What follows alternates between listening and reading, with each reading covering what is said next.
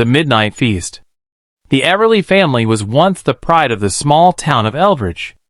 They were known for their wealth, their charm, and most famously, their grand Halloween feast. Every year, they would open the doors of their grand Victorian mansion at the edge of town and welcome everyone inside. The entire town looked forward to it, a night of music, dancing, and an extravagant feast that was talked about for months afterward. But in 1927, something changed. On the night of the feast, the Everly mansion was dark. The grand doors, always flung wide open in welcome, remained tightly shut. The townspeople, curious and concerned, knocked and called out, but there was no answer.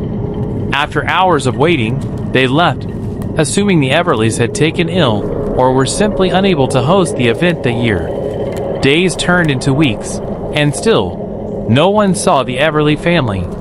Concern turned to alarm, and eventually, the town sheriff was called in to investigate. What he found inside the mansion was so horrific that he never spoke of it again, and the townspeople avoided the mansion from that day on. The Everly family was never seen again. 50 years later, the mansion still stood, decaying and overgrown, a dark shadow looming at the edge of town. Most of the younger generation didn't believe the old stories, just local folklore, they thought. But Daniel Sullivan, a journalist with a passion for uncovering the truth behind urban legends, believed otherwise. He had heard the stories, and he was determined to uncover what really happened to the Everly family. On Halloween night, Daniel parked his car in front of the mansion. The air was thick with the scent of wet earth and decaying leaves. He pushed open the rusted iron gate, which creaked loudly in the silence of the night, and walked up the stone path to the front door. The door was heavy and swollen with moisture, but after some effort, it groaned open. Inside, the house was dark and eerily quiet. Dust covered every surface, and cobwebs hung from the corners like drapes. The air was stale, carrying the faint smell of something rotten. Daniel's flashlight cut through the darkness as he moved slowly through the house, his footsteps echoing in the emptiness. He found his way to the dining room, where the grand feast had always been held. The room was exactly as it had been described in the old stories, a long table stretching the length of the room, set with elaborate silverware and crystal glasses. But the food had long since rotted away, leaving behind only blackened, moldy remnants that clung to the plates like tar. In the center of the table was a large, ornate mirror, its glass smeared with something dark and sticky. Daniel moved closer, shining his light on it, trying to see through the grime. But as he wiped the surface with his sleeve, he noticed something strange. His reflection was smiling, even though his own face remained expressionless.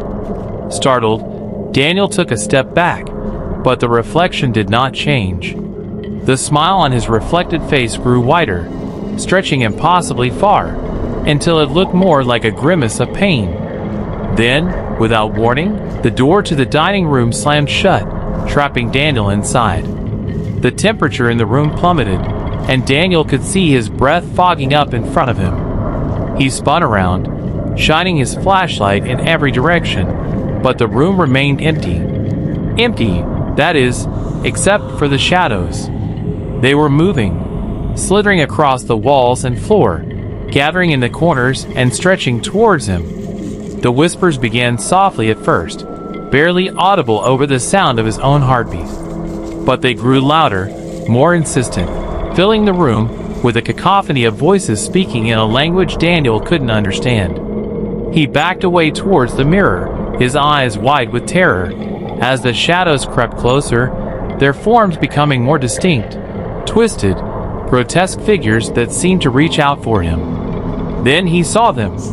At the far end of the table, seated in the high-backed chairs, were the Everlys.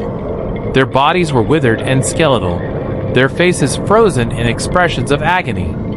Their once fine clothes hung loosely from their gaunt frames, and their eyes, dark, empty sockets, stared directly at Daniel. The family sat silently at the table, their hands resting on the rotting wood.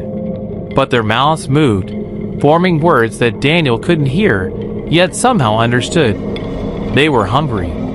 They had been hungry for a very long time. Daniel's legs felt like lead as he tried to move, tried to run, but the room seemed to shift around him, trapping him in place. The shadows closed in, their hands, claw-like and skeletal, reaching for him. He felt a cold, unnatural pull towards the mirror, as if something on the other side was drawing him in. He turned to see his reflection again, but it was no longer just his. The Everleys were there, too, standing behind him, their twisted grins wide and unnatural. Their hands reached out, their fingers digging into his shoulders, pulling him towards the glass. He screamed, the sound echoing through the empty house, as the mirror's surface rippled like water. The Everleys dragged him into the mirror, into the darkness beyond, where their feast awaited.